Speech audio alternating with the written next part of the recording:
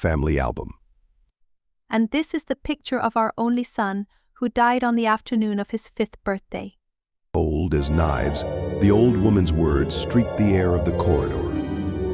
And then, without giving me a chance to catch my breath, or at least to find support in a chair, another sentence rose from that pointed muzzle. You'll understand that for a couple in their 40s it was an irretrievable loss. However, we did not resign ourselves, we made the attempt and failed. Since then we have devoted ourselves, day and night, to the cultivation of his memory. As she spoke, the old woman was letting her yellow fingers slide over the photograph. I imagined a world of viciousness in that prolonged caress.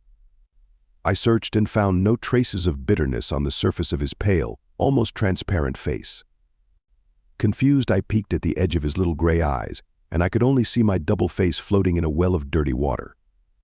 Dazed, I walked away from the corridor, and for a while I stood, leaning back against an orange tree, contemplating the gathering of clouds on the hill in front. The crooked gray announced a rainy afternoon, and the river that roared down the hillside, with its load of logs, sheep, and thousands of dry leaves, had become an obstacle to my escape. The only bridge had been washed away by the flood, half an hour after my arrival, so I would be forced to spend the night and the day tomorrow, and the other night under the roof of that insane asylum. For a moment I thought the old lady was delirious. I discarded this idea and replaced it with a more reassuring one.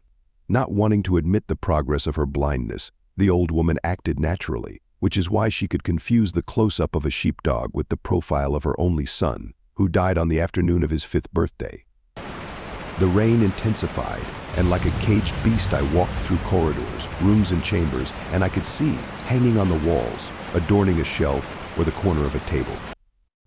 I could see muzzles, chains and necklaces, clay statues, masks and porcelain figures, enlarged photos, drawings and engravings. The accumulation of signs of that strange family cult increased my bewilderment. Sleeping that night would have been a reckless act.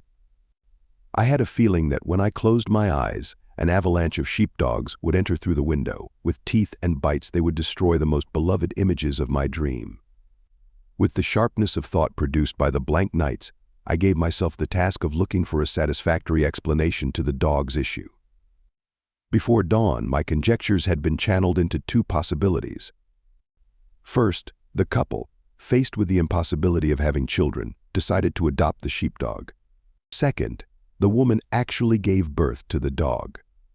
In either case, death had provided a decent ending.